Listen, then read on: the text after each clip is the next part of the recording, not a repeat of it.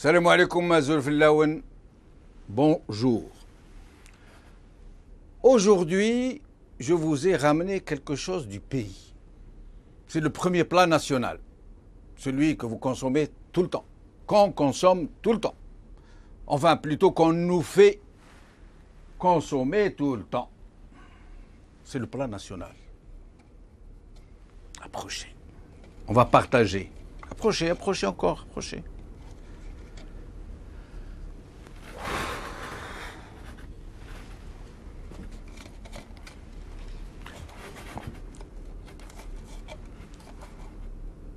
Et voilà comment on vous enfume. Oh là là, on va avoir les pompiers sur le dos. Oh là là. Vous avez vu ici, quand il y a de la fumée, vous avez entendu retentir la sonnette. Quand il y a de la fumée, c'est comme ça que ça doit se passer. Il y a l'alarme. Quand les policiers nous enfument, la société civile est censée nous alerter. Mais sinon, vous avez vu le brouillard et la fumée? Vous avez vu? Ou plutôt, vous avez vu comment vous n'avez pas vu?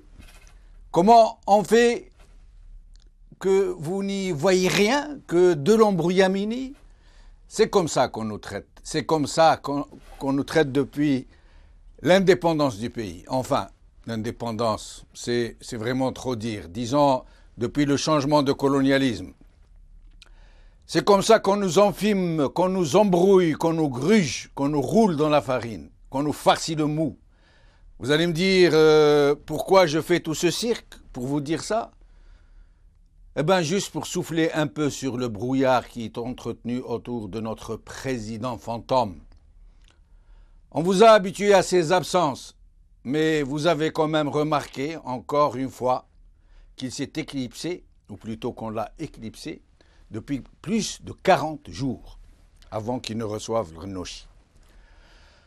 Aucune apparition publique depuis 40 jours. Vous imaginez encore qu'on a pris l'habitude depuis le temps que ça dure maintenant. Mais malgré notre immense patience, voire notre indifférence, trop, c'est trop. Alors, de temps en temps, quand le rideau de la vitrine est trop longtemps baissé, alors on commence à marmonner. Les politiciens commencent à se rappeler l'article 88 de la Constitution. On veut la vitrine, on veut la vitrine. Alors la famiglia voudrait bien nous montrer le président tout le temps. Puisqu'une vitrine, ça sert justement à être vu. Ça sert à vous allécher. Ils voudraient bien nous le mettre en expo permanente pour que ça cesse de cacter dans les basses-cours. Mais le problème est qu'il n'est plus montrable. Encore un souffle et il tire sa révérence. Nefswimut. Donc, ils lui ont dit de ne pas respirer toute la réserve qui lui reste en une seule fois, d'économiser, de respirer au compte-gouttes pour durer un max.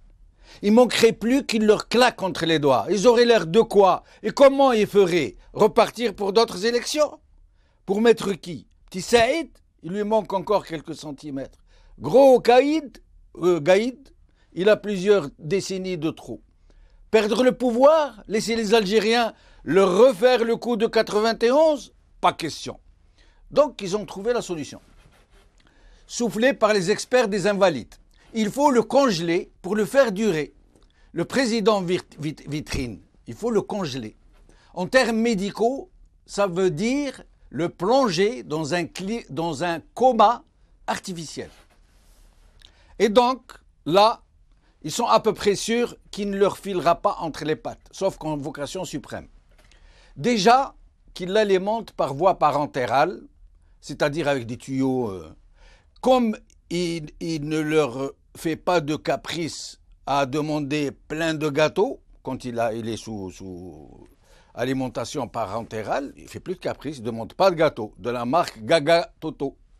S'il l'écoutait, il le gaverait de gourmandise. Il en raffole. Et quand on l'en prive, alors il paraît qu'il entre dans des colères, mais des colères, à un doigt de la crise d'un autre AVC qui serait fatal cette fois-ci. Et donc, pour abréger et ne pas rabêcher, il le congèle. Et là, ils sont tranquillous jusqu'à ce que la rue commence à devenir trop curieuse.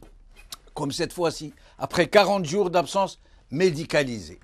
Alors le gros Gaïd, est allé voir le petit Saïd, ils se jettent l'un sur l'autre, et se font des amitiés protocolaires en chantant « Qassaman pour toi, Qassaman pour moi, Qassaman pour toi, Qassaman pour moi », etc. Et quand ils ont fini leur comptabilité, alors le gros Gaïd dit au petit Saïd, bon, je vais faire dialogue, hein. Dis-moi Sassou, c'est Gaïd qui parle à Saïd là, hein. Dis-moi, il faudrait peut-être qu'on décongèle la momie, le moment de l'exposition a sonné, et déjà, cette fois-ci, on a même dépassé la prescription des invalides. Ok, Gadou. Là, c'est Saïd qui parle à Gaïd. Ok, Gadou, c'est vrai, mais tu sais, il suffit plus de bourrer de corticoïdes la momie, de la maquiller, de l'étaler en 2 couches et 2 minutes face aux caméras et de choisir les meilleures images du plan national. Le Rachi, il n'y croit plus. Il nous faut trouver une personnalité internationale pour cautionner les images. Un Gus genre Fabius, un Gus héros qui ferait la pose avec la momie et puis qui dira qu'il a trouvé miraculeusement vivante. Tu as vu la dernière fois, le Premier ministre français, quand il a fait ça, ça a marché du tonnerre. Mais personne ne veut plus se mouiller maintenant. Ils disent que c'est trop gros, que ça se voit que c'est un fantôme, que tout le monde a compris, et qu'ils ne veulent pas être accusés demain d'avoir participé à arnaquer tout un peuple de façon aussi grossière. Alors, Gadou, hein, le Gaïd qui parle. Ah bon, ils veulent plus? C'est embêtant ça, hein. Ah mais, il y a notre témoin de service, le brave Ganouche. Attends, tu vas voir, je vais l'appeler tout de suite. Allô, Ganouche, dis-moi, là, c'est Gaïd qui parle à Ganouchi, hein. Alors, dis-moi, alors, t'as pas envie qu'on t'envoie nos émirs préférés au Djebel Chaambi? Non? Bien sûr, je m'en doutais. Tu veux pas qu'on te fasse une propagande contre ton tourisme pour dire que la Tunisie c'est devenu très moche, pas sûr et plein de mouches? Non, je m'en doutais aussi. Par contre, je suppose que tu veux bien notre chèque pour payer tes fonctionnaires. Oui, je m'en doutais aussi, de chez aussi, tu vois. Alors tu rappliques demain, hein, tu fais la pause avec la momie et tu ramènes avec toi 3 ou 4 gus bien tunisiens, c'est-à-dire qui savent rire d'une oreille à l'autre, sourire et qui font des yeux écarquillés d'admiration devant la tribune. Ok? Ok, à demain, alors. Voilà, Sassou, c'est réglé. Mais il va falloir renouveler le vivier de politiciens conscients. Ganouche, il va être périmé à force d'être utilisé. Et donc, Sargento, Garcia y Pequeno, Saïd, en su hacienda de Alger. Pardon, ma langue a failli fourcher. Vous savez que les Espagnols prononcent Kha, la lettre G. Général se dit général. Et avant 1830, ils disaient la provincia d'Alger, Alger, la province d'Alger, du temps des Turcs. Alger, c'est bien. Mais quand c'est devenu Algéria, s'ils prononçaient normalement, ils nous auraient insultés. Vous voyez un peu, hein, essayer de prononcer Algéria avec un Kha, c'est pas... Je ne dis pas la suite, bien sûr. Alors, par gentillesse, les Espagnols ont inversé les lettres. Ils ne disent plus Algéria, mais Argelia. Argelia. Donc, heureusement que je me suis rendu compte, sinon, bon. Et donc, Sargento, Garcia y Pequeno, Saïd en su hacienda de Argelia, que ceux qui parlent espagnol traduisent à ceux qui ne parlent pas, le service traduction n'étant pas compris dans le forfait de l'émission. Déjà que je parle espagnol dans une émission censée se passer en français, sur une chaîne maghrébine qui émet depuis Londres, alors il faut penser à ne pas pousser, les gars.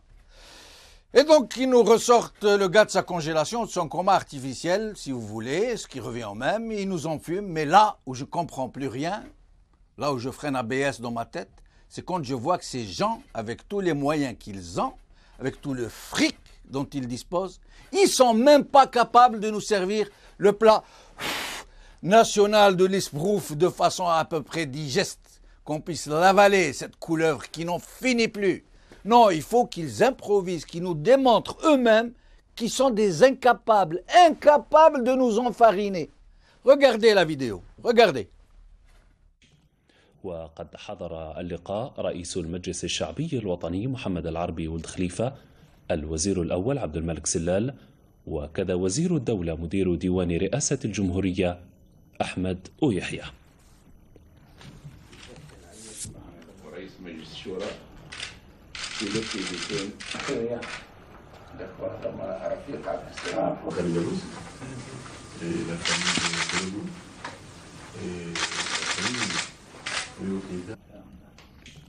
وقد حضر اللقاء رئيس المجلس الشعبي الوطني محمد العربي ولد خليفة، الوزير الأول عبد الملك سلال، وكذا وزير الدولة مدير ديوان رئاسة الجمهورية أحمد أويحيى. Maintenant, on va voir, regardez bien comment ils nous ont fumé. Hein. Là, les Tunisiens qui rient, qui sourient, ils sont tout contents. Et là, on nous montre en gros plan. Regardez le bouquet à sa droite. C'est un bouquet de roses roses. Vous voyez bien. D'accord? Et là, regardez le bouquet qui est entre eux. C'est un autre bouquet. C'est-à-dire là, c'est gros plan. On voit Bouteflika de près. Mais quand il est de loin, c'est une autre image, c'est une autre scène. Ça n'a rien à voir. Là, il ne nous montre pas. Là, il montre Ghanouchi de gros plan, mais Bouteflika en gros plan. Dans cette entrevue, il ne le montre pas. Il ne le montre pas. Il montre une photo d'archive. Voilà, là, il le montre de loin. Vous voyez, il ne s'approche pas de lui. Et vous savez pourquoi il le montre de loin? Vous savez pourquoi?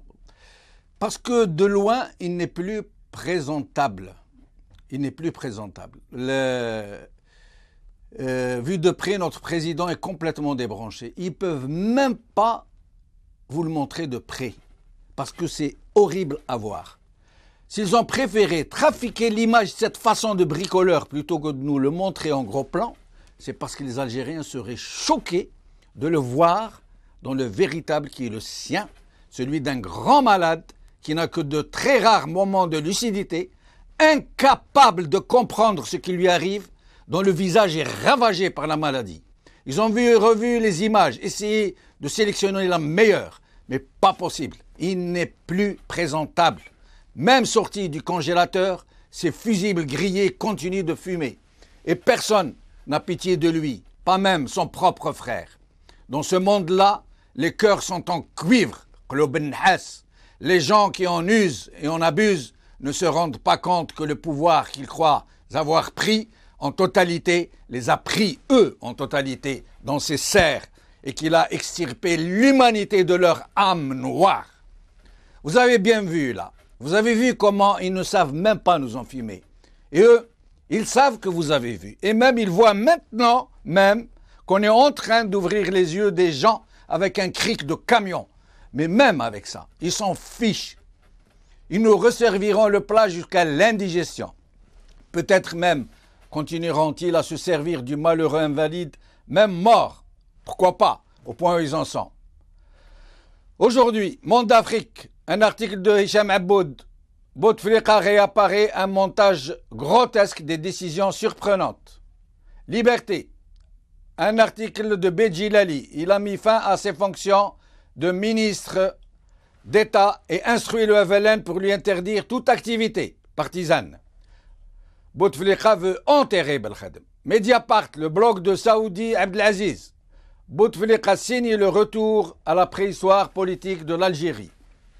Aujourd'hui avec nous, Madame Neili, universitaire à Paris, et Dr Mahi Bahi, médecin, analyste politique à Paris également. Madame Neili, merci d'avoir accepté notre invitation. Bonjour, merci à vous de m'avoir invité. Alors dites-moi, Madame Neili, qu'est-ce que vous en pensez quel effet ça vous fait Oui, écoutez, déjà merci pour cette introduction, mais très très perspicace. Merci. En fait, après les séquences qu'on a pu visionner, je ne sais même plus si on peut encore appeler cela une vitrine, entre guillemets. Quelle idée de vitrine en tout cas. Oui. Il ne faut pas être médecin pour voir que le président Bouteflika est très affaibli physiquement, mais aussi mentalement. Son regard est absent, très symptomatique d'une personne gravement atteinte, les yeux écarquillés. Bouteflika n'est pas seulement paraplégique, contrairement à ce que prétendent ses fervents défenseurs. C'est même extrêmement secondaire cet handicap. Il ne dispose plus de ses facultés mentales. Et c'est là où réside le drame pour un président. Vous imaginez un peu? Exactement. Je crois qu'un jour, il faudrait carrément juger son propre frère pour non-assistance à personne en danger. C'est une honte. Et c'est même proprement choquant compte tenu de nos valeurs familiales, de notre propre culture, de se servir de son frère de cette façon-là. La vérité est pourtant connue de tous. La première institution du pays, à savoir la présidence, n'existe plus. Nous sommes officiellement sortis de la légalité puisque la personne qui occupe le poste de président dans les faits, à savoir Saïd Bouteflika, n'a pas vocation à le faire. Elle ne dispose pas de ce statut de président. Quand bien même les élections ont été truquées, les personnes qui se sont déplacées pour voter n'ont pas élu Saïd Bouteflika. Désolé pour lui. Exact. Ou pas d'ailleurs. Exact. Mais bien Abdelaziz Bouteflika. Bouteflika, Abdelaziz, quoi qu'on dise, il a, ou en tout cas il avait une certaine légitimité auprès d'une frange de la population qui lui attribue le retour à la paix, la prospérité, entre guillemets, ce qui est perçu comme tel, comme la construction de logements, les salaires. Mais Saïd, lui, il n'en a aucune légitimité, sauf celle d'être le frère. Oui. Par ailleurs, pour les forces occidentales, désormais, l'État algérien, vu cette absence finalement d'État, passe pour être un État qu'il qualifie vraiment de pirate, complètement irrespectable. C'est vraiment sur cette base qu'il nous traite. Le crash du Mali a révélé au grand jour comment un État souverain peut être tout bonnement court-circuité. Un avion algérien, des victimes algériennes, le crash est africain, et tout le reste se passe en France. Qu'est-ce que ça veut dire? En qualité de quoi? Donc on va doucement, mais très certainement vers la destruction totale de l'État algérien et même de la nation si rien ne fait. J'aimerais que nous nous rendions compte de cela. Voilà ce que je pense de votre question. Dites-moi, Madame Neili, quand on lit la presse ou quand on entend des politiques, on entend dire Bouteflika fait ceci, Bouteflika a relevé Belkhadem, Bouteflika a assassiné, a tué la vie politique de Belkhadem, il a désigné X, Y, Z pour le représenter à New York, il a nommé des ambassadeurs. Le comble, on sait tous qu'il ne le fait pas. Mais ce qui est choquant, c'est que tous les journalistes reprennent ces informations sans les remettre en cause, les politiciens aussi, comme si c'était vrai. Ça s'est banalisé. Oui, en fait, c'est inquiétant, comme vous dites, c'est certain, mais ce n'est guère surprenant. La presse la plus libre de ce qui était autrefois appelé le monde arabe, il faut rappeler qu'il n'est plus vraiment, oui, est coutumière de marteler des contre-vérités sur une longue durée. C'est une caution, il faut appeler les choses par leur nom. Il y a aussi les Occidentaux qui apportent leur caution, les Français notamment, à chaque visite, mais aussi la caution arabe, par le biais de Ramouchi par exemple, elles sont honteuses, il n'y a rien à dire. Oui. D'ailleurs, à ce sujet, vous avez fait allusion tout à l'heure au propos de Jean-Marc Ayrault. Je fais rappeler que Jean-Marc Ayrault, l'ancien Premier ministre français, qui s'est dit, si je ne m'abuse, impressionné par le courage et la mémoire absolument. de Bouteflika. Voilà, alors que nous savons qu'il n'en est rien. Et puis, entre nous, qu'est-ce que ça veut dire impressionné? On n'a pas à être impressionné par la mémoire d'un chef d'État censé être l'homme le plus puissant de son pays. C'est une insulte à tout un peuple. Absolument. Il s'attendait à quoi? Il le dit ouvertement comme ça ne veut rien dire du tout. À moins qu'Ayrault ait voulu dire, ou faire le malin plutôt, et que par courage, il a fait référence au courage, dans ce cas plus que certain, donc faisait preuve Bouteflika, pour subir de longues heures d'entraînement pour la production d'une séquence montée de quelques minutes, compte tenu de son état de santé. Absolument. À moins aussi que par mémoire, il faisait allusion à la capacité inespérée de Bouteflika, vu son état quasi végétatif, de se souvenir de son texte, par exemple, qu'il se devait de réciter. À ce moment-là, oui, impressionnant a du sens. Autrement, ça n'a aucun sens. Tout ceci étant dit, moi je considère que cette caution ne vise pas la personne de Bouteflika. Elle vise le système à travers Bouteflika. À vrai dire, ils cautionnent et soutiennent très activement le statu quo. Oui. Ceux qui ont voté pour Bouteflika, pareil, ils le savent très très malade. Ils votent pour la monarchie d'une certaine façon. Oui. Que l'État soit géré de façon tribale en dehors des institutions ne les inquiète pas outre mesure. Et c'est là où ils se trompent, car un État n'est puissant et ne résistera aux tentatives de déstabilisation que par la puissance de ses institutions. Le remodelage de la région a bien été entamé, il s'opère devant nos yeux, en Libye par exemple, mais un peu plus loin, en Syrie, en Irak, au Soudan, bref partout. Pourquoi croient-ils, ces gens-là, qu'on sera épargnés? Par quelle force de résistance en dehors des institutions? Ça sera le chaos, ça sera Daesh, ça sera pas différent de la Syrie. Donc j'aimerais que les gens un peu reviennent à la raison, car c'est vraiment plus possible de faire l'autruche plus longtemps que ça, en espérant que nous nous redressions avant que ce soit trop tard. Absolument. Voilà. Merci beaucoup. Je vous demanderai de rester encore avec nous. Nous allons recevoir le docteur Yassine Mahibahi. Docteur, merci de nous avoir rejoints. Merci à vous, bonsoir et bonsoir à Madame Neila. Madame Neili. Madame Neili. Alors, dites-moi, docteur, D'abord, votre avis de médecin au sujet du grand malade, du grand invalide. D'abord, il y a deux volets dans cette histoire, dans cette affaire. Il y a le volet de la fonction et il y a le volet de la personne. En tant que médecin, bien sûr qu'on sait tous que sur le volet de toute personne, chaque personne peut décider de ce qu'elle veut ou non révéler de son état de santé. Donc le respect de la vie privée et le secret médical sont deux droits fondamentaux de tout patient. Et le secret médical s'impose à tout médecin dans ce cas-là. Ça, c'est pour toute personne. Mais nous sommes face à une fonction qui puisse être la fonction présidentielle. Donc c'est le président de la République de qui il s'agit. Et là, nous sommes face à un grand problème. Toutes les institutions de la République, alors peut-être la présidence de la République, vous avez montré la vidéo de l'Arbi Ould Khalifa, qui est aussi quelqu'un qui est très malade, il faut le rappeler, qui est quelqu'un qui est atteint de cancer et qui suit des séances de chimiothérapie à Paris. Toutes les institutions de la République, la présidence à leur tête, sont devenues tout simplement, malheureusement, des établissements d'hébergement pour personnes âgées dépendantes, en gros des maisons de retraite. Nous voyons tous comment le président de la République, d'abord, c'est pas un secret, le président n'est pas malade depuis quelques mois, il est malade depuis le 26 novembre 2005. Exactement. Il ne faut pas que les Algériens aient la mémoire courte. Exactement. Le président, il est malade depuis son hémorragie digestive. Et un AVC qu'on nous avait caché. Et un AVC en 2005 qu'on nous avait caché. Exactement. Voilà. Voilà. Donc, le président, il est malade depuis presque 9 ans. Il n'est pas malade depuis hier. Aujourd'hui, le président, il fait une rechute d'un accident vasculaire cérébral. Or, en tant que médecin, nous savons tous que devant une personne âgée, les séquelles des AVC, des accidents vasculaires cérébraux, sont nombreux et multiples. Premièrement, c'est ce qu'on appelle les démences vasculaires, post-AVC. Et c'est ce qu'on a en face de nous.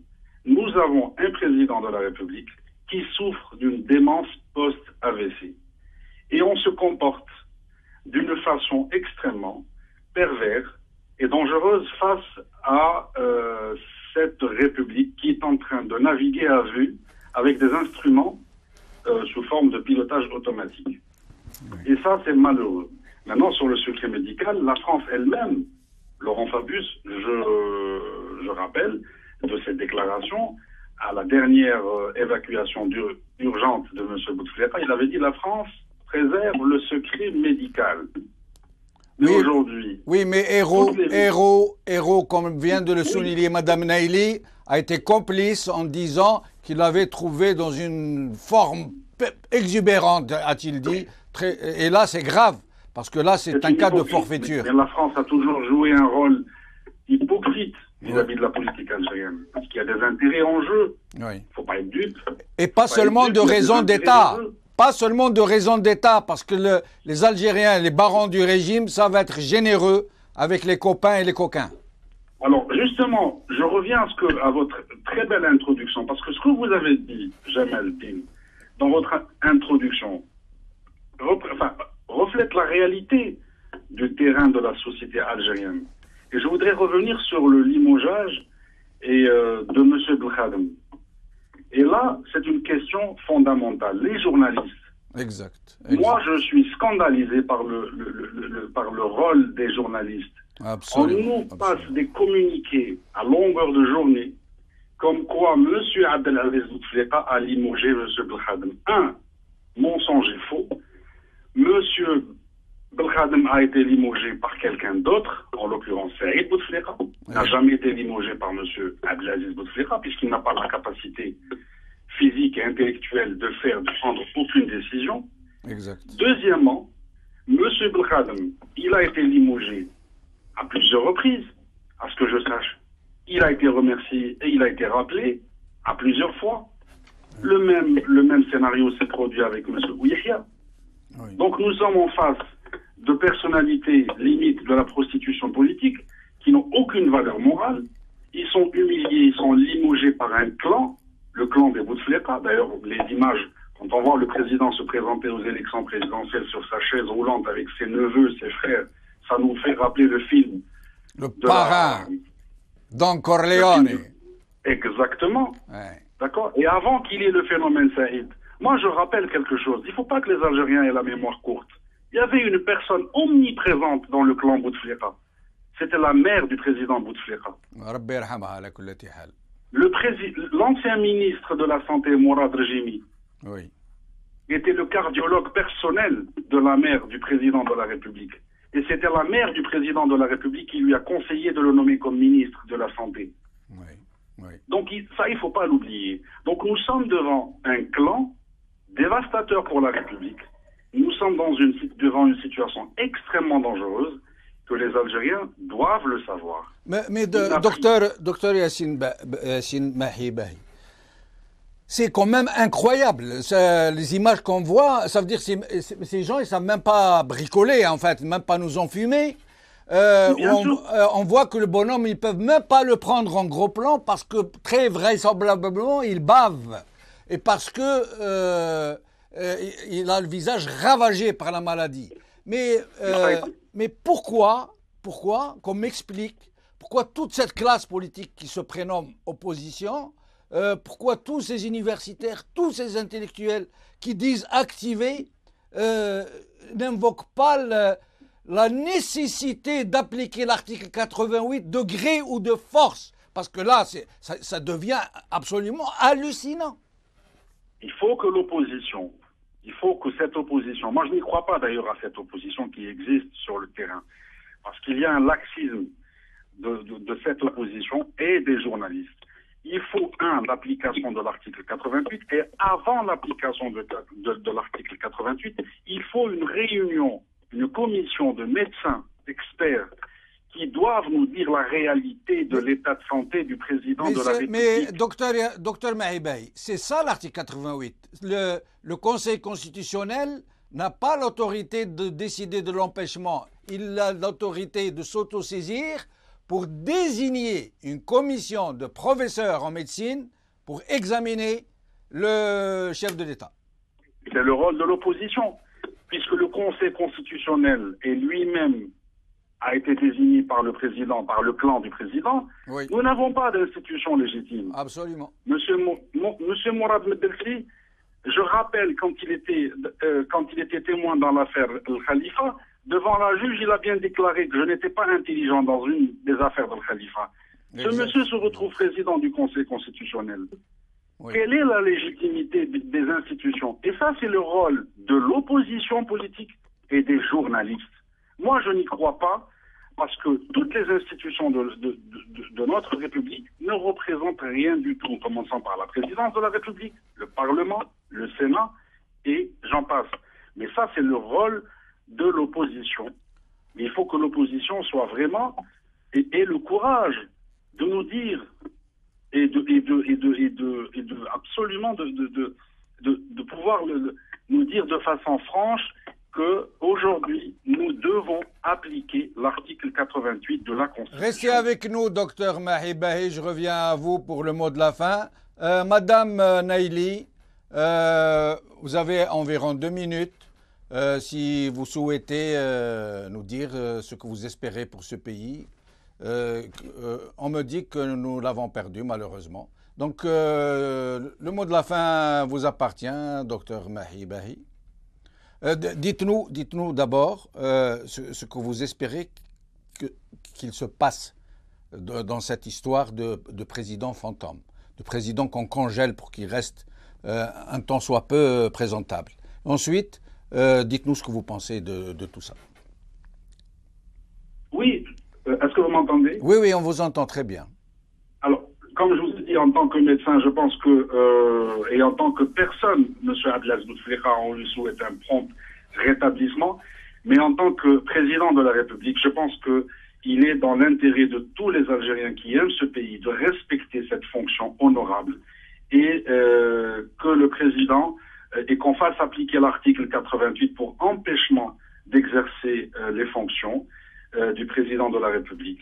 C'est tout. Je crois que c'est très malheureux. Nous allons nous diriger incontestablement vers une situation catastrophique, et sur le plan politique, et sur le plan économique, et aussi sur le plan social. Oui.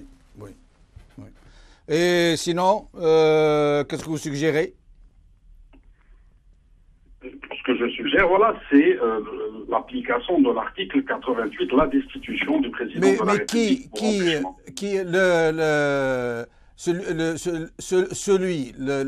L'institution qui est réglementairement, légalement chargée d'appliquer l'article 88 est dirigée par Med Delsi, qui a été placé au lendemain du deuxième AVC de Bouteflika, justement, pour ne pas s'autosaisir. Donc, le seul qui peut s'autosaisir ne s'autosaisira pas. Et donc il ne faut pas demander l'application de l'article 88, il faut demander autre chose. Je ne sais pas, à la classe politique tout entière de se dresser contre cet état de fait, ou à la rue de sortir, ou moi je suis journaliste, je ne peux pas me permettre de lancer des mots d'ordre, mais il serait bien que des hommes politiques, des analystes, que des intellectuels s'expriment sur cette question, parce que là, on va droit au mur à 100 à l'heure, là. On va se cracher. Absolument. Alors, que la rue sorte, je n'y crois pas. Je pense pas que ça soit aussi une solution. Je crois que c'est le rôle de l'opposition. Et malheureusement, il y a un phénomène qui est très important. Et ça, il faut le savoir. Nous dépendons des volontés de l'Union européenne et des États-Unis d'Amérique. Ça, c'est une réalité. L'Algérie est devenue, si vous voulez, voilà, il y a des intérêts. On le sait tous, il y a un laxisme de la part de la France, des États-Unis. C'est à nous, à l'opposition, c'est au peuple algérien de prendre les choses en main, mais de façon, bien entendu, intelligente et pacifique. On ne demande pas à ce que les gens sortent dans la rue. Je ne crois pas que ça soit une bonne solution. Et je crois que l'opposition... Pourquoi, si c'est de manière pacifique, organisée, une contestation politique du peuple algérien, pourquoi ce ne serait pas souhaitable? Ce ne serait pas souhaitable que ce soit violent, que ce soit... Parce que le régime n'a jamais respecté les lois. Oui. Parce que Bouteflika n'a jamais respecté les lois. Bouteflika n'est plus là, de toute façon. Pardon? Bouteflika n'est plus là. Oui, mais il y a toujours derrière lui son clan qui est là. Un régime qui est là, un régime qui occulte. Merci, docteur Yassine Mahibahi, en espérant vous revoir bientôt. Cette émission est maintenant terminée. À demain, j'espère. Merci.